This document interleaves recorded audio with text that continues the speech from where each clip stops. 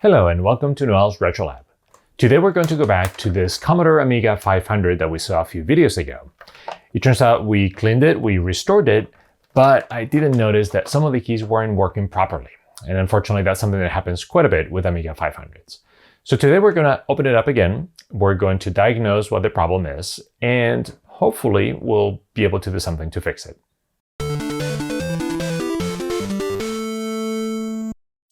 Let's turn on the Amiga. And after it boots up, let's go in the shell and try out all the keys. All right, let's start trying keys. Okay, 1 doesn't work already. And 9 doesn't work. Q didn't work. So it looks like the majority of them work. Oh, okay, here a bunch of them don't work. A doesn't work.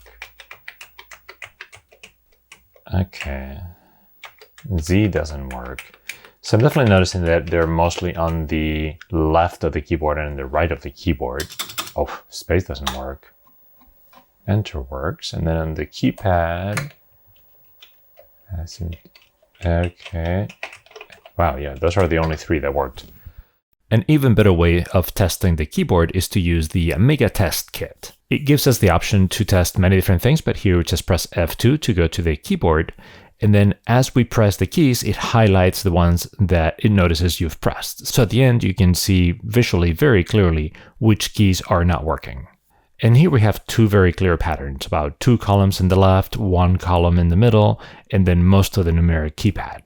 So that pattern makes it pretty clear that the problem is with the membrane tracks. It's not just isolated random keys all over the keyboard, it's some very specific columns and areas. So let's have a look at how keyboard membranes work. Let's imagine for a second that all the keys in the keyboard are laid out in a perfect grid. In this particular case, we have 5 columns and 7 rows. In each of the columns, we have 1 conductive track, and then on each of the rows, we have another conductive track. And at this point, rows and columns are not connected to each other at all. So each of the tracks in the columns and the rows are connected to a chip. And we can drive the columns with some voltage and then see what we get on the rows. So initially, since there are no keys pressed, there are no connections between column 1 and any of the rows. So when we read the value from the row tracks, we get all zeros. There's no key pressed in column 1. So now if we press a key in column 2, for example, and when we apply a voltage to the track in column 2, because the key has made a connection between that column and row 3 in this case, and so the bit for column 3 is high, and we know that that particular key is pressed. So what about if we press multiple keys? Well, it's the same thing. Whenever it's turned to read column 3, we apply a voltage, and then both rows 2 and 6 are positive because those keys being pressed have connected that column with that row. One cool thing about this system is that if we have control over the chip that is reading the keyboard tracks, we could make a very, very fast operation to see if any key is pressed, for example. All we have to do is apply a voltage to all of the columns and then just check, do we have any voltage coming out of the row tracks? And in this particular case, we see that, okay, there's a key pressed. We don't know which one. We don't even know how many, but it doesn't matter. All we wanted to know is, was there a key pressed, which is an operation that you often want to do. In the case of the Amiga 500, this is exactly the layout of the keyboard. Obviously, we have many more keys. So we have 6 columns and 15 rows. And then zooming out a little bit more, this is the circuit in charge of reading the keyboard presses. Notice how those columns and rows are connected to the same chip in charge of doing that. This is an actual photo of the Amiga 500 membrane, but the really cool thing about this is that the tracks have been colored and annotated, so it makes it much easier to be able to follow a track, because if you notice, they wind around a bunch of places, and trying to do it without this, it's a pain. I mean, even in real life, just trying to follow it with the finger is just very difficult. So this is a super useful tool for the repairs that we're about to do. Time to unscrew the 50 gazillion little screws in the back of the keyboard.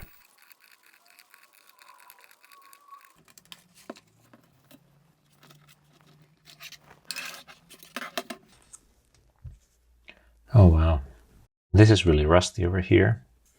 That probably affected those tracks, almost for sure. The rest is just dirt. So let's give it a good cleaning first, and then we'll see what we're up against. We carefully remove the membrane. and then we gently clean it with a rag and some generic window cleaner. You need to be particularly careful not to scratch very hard because we don't want to remove the conductive material on the pads on the membrane itself. So this is just to remove some of the superficial dirt. So this is not looking good at all. I was hoping it was just a couple of tracks, but I'm seeing multiple problems here. So first of all, the part that was really rusted here, and I thought, oh wow, the rust got in the tracks, and I'm pretty sure this is someone else's attempt at repairing this. This looks like conductive paint. So that's already not very good. And then the thing that really scares me the most are all these dark areas here, here, here, over there. That's the beginning of rust.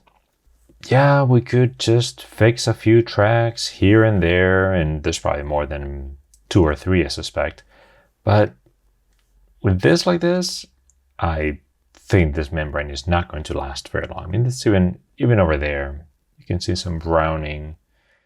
Let's actually just try some tracks just to see what the conductivity is supposed to be like. So I have it in continuity mode. And for example, if I grab these 2 pads, they're clearly connected.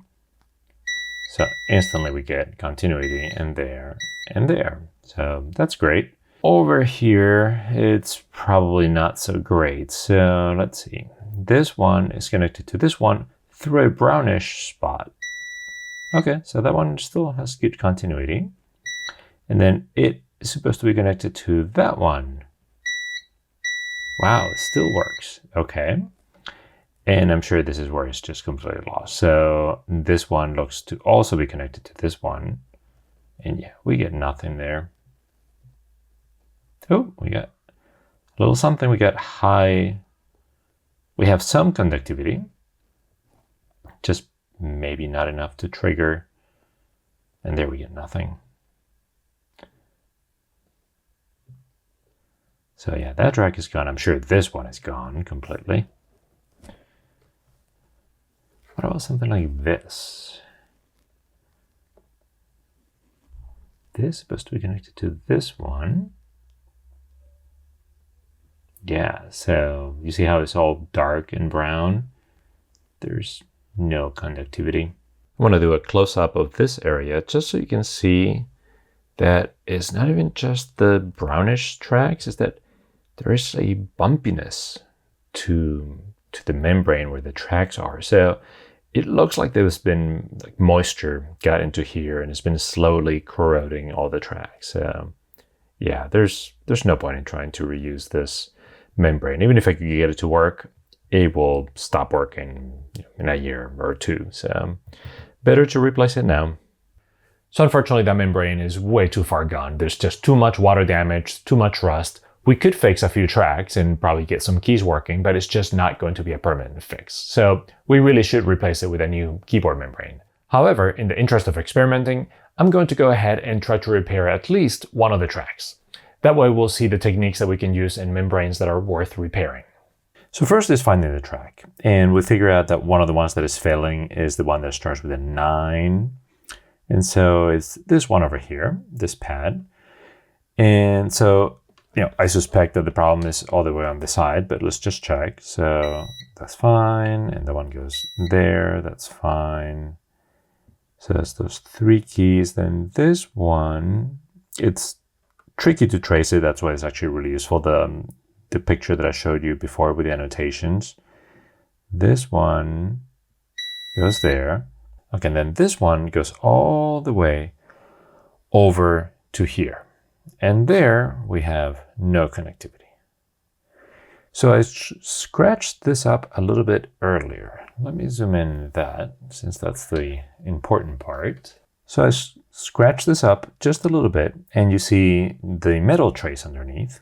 And if I touch this right there, we do have connectivity there, but we don't have connectivity right there. So, and this was a very rusted, very dark trace. So kind of like that one over there that you're seeing there.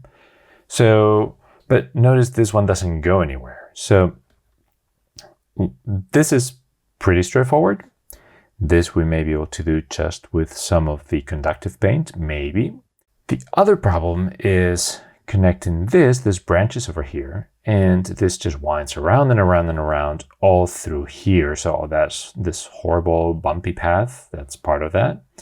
And that ends up going all the way there. And along the way, it touches, it goes to this pad. And there we have no connectivity either. So this is not a surprise. So in order to repair this track, we would have to do this one, but that would only fix this key really.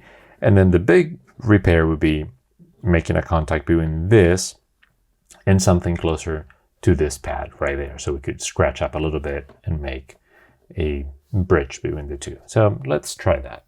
Fortunately, I figured out the right pad before actually scratching it. So I'm just lightly scratching it with a screwdriver just to get the plastic covering, but not the metal underneath.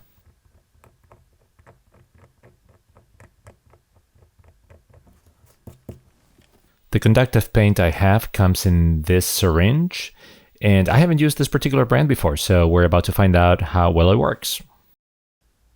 Now I apply some of the conductive paint on top of the track, and since I had scratched it all, I'm just going to try to apply it carefully over the whole track. Hopefully we'll just make a conductive path from the joint all the way to the pad itself.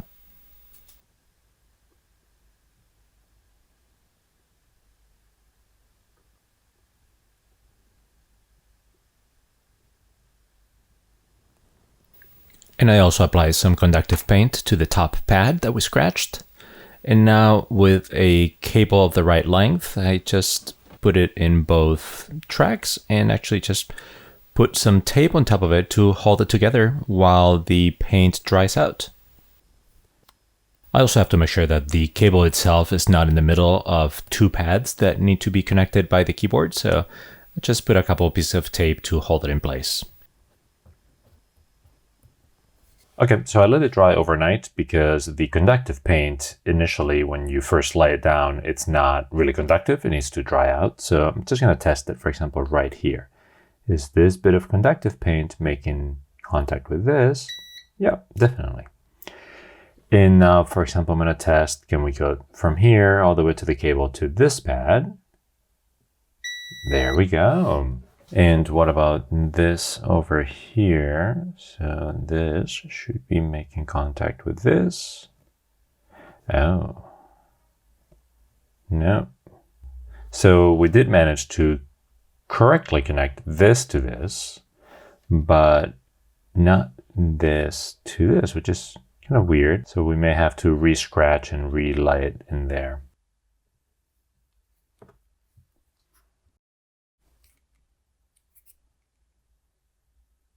Okay, we need to leave this for a few hours and try it again later. It's had some time to dry again, and let's see if we now have continuity. So let's check from here to here. There we go, perfect. And all the way there. Yeah, and even let's go to one extreme. So all the way from there to here. Perfect. So let's go ahead and put it back in the keyboard and let's test it. I believe the column that was failing in the middle and this one key over here should all work correctly now. Okay, let's put back the keyboard and use the same diagnostics program to test the keyboard again.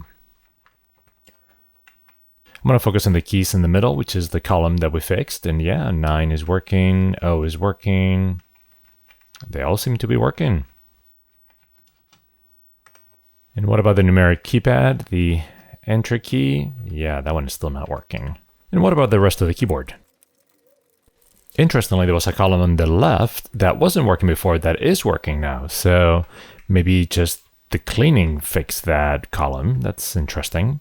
What about the rest of the tracks? I think the 1QAZ track should be pretty easy to fix because that's very similar to the one we just did, and it just eventually winds down around to the right side of the keyboard, and there's probably just one or two places that it just doesn't have continuity because of the rust. We could probably do some scratching and put a cable and it would fix it.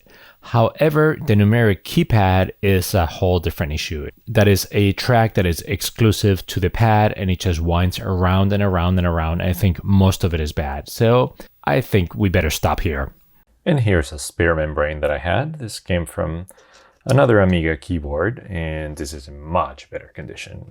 There's no bumpiness over here. There's no real traces of rust. So I think this one will work. So let's pop this in instead.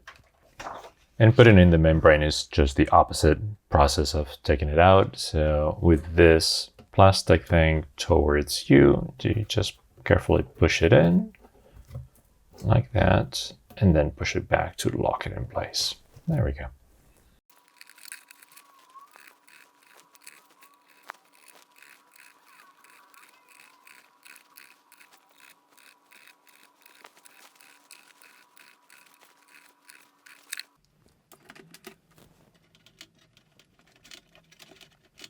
And just to be sure, let's run the same keyboard test again. And yeah, everything looks good. There's no dead tracks in this one, so this is great. Oh wait, the enter key on the numeric keypad isn't working. No, I press hard and it's not registering. Uh-oh. All right, so we know there's something in those two pads that doesn't really conduct electricity correctly. So let's make sure they are connected to everything else. So for example, this one and this one should be connected. No.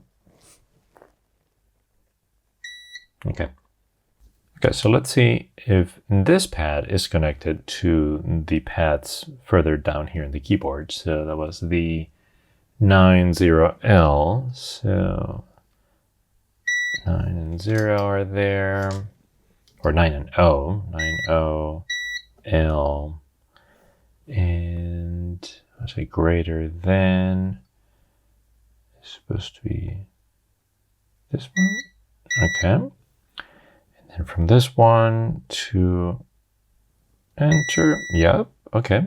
So this pad is completely connected.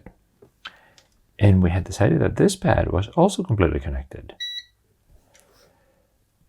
So there's no track that can fail and cause this alone to fail.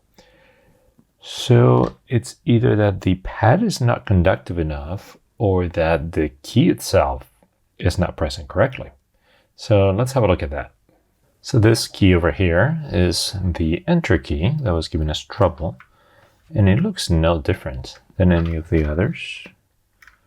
The rubber tips are there correctly, so I'm just going to clean it up a little bit. Just with some alcohol as usual. Just to make sure it makes good contact in there. And let's try it again with the keyboard test, and nope, the enter key is still not working at all. So the other thing we can check is the continuity in each of the pads. Those are conductive. Those are the ones that when the key is pressed, it pushes into the membrane and it connects the two conductive pads.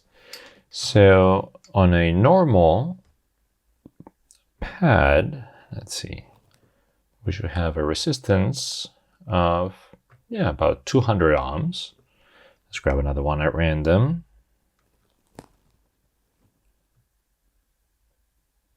A little less, that one, okay. And now let's grab the one that we're having some issues with, the enter key. Wow. That's took a long time. It jumped all over. Let's see if we can get a more stable reading. It's in 5 meg, now switching to K. That's dropping. Looks like in multiple K. So that's a problem. Maybe it's just the pads. What about the middle section? Yeah, the middle section is 200 ohms. So, I mean, it could be that the little pads on that rubber plunger are a little maybe dry. They're not dirty because we cleaned them. Let's see if there's something we can do. I just pulled it out and this is what it looks like. So we can see the two edges are the ones that make contact first. And those are the ones that are not making they're not being very conductive right now. So we could even cut, I mean, if it's just a surface thing, we could cut it. I could try sanding it down. I'm going to try sanding it down with some fine sandpaper first and see if that changes anything. This is very, very fine sandpaper. Let's start with that. And if that doesn't work, then we can use heavier sandpaper.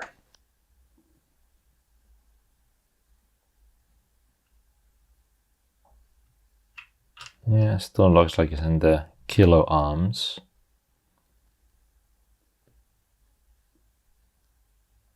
Okay, let's try something like that.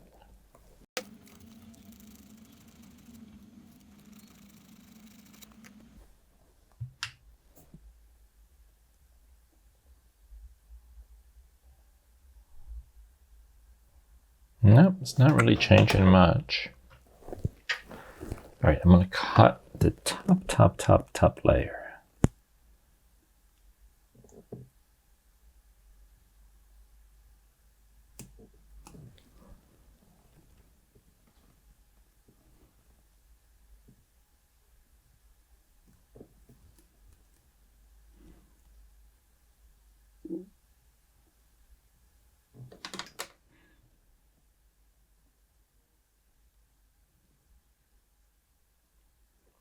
That's much better.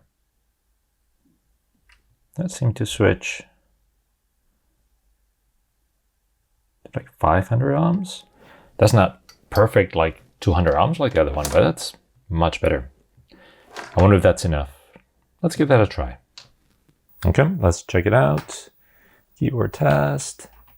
Perfect. It worked first try. So that's great. I think all the keys are working now. Let's see.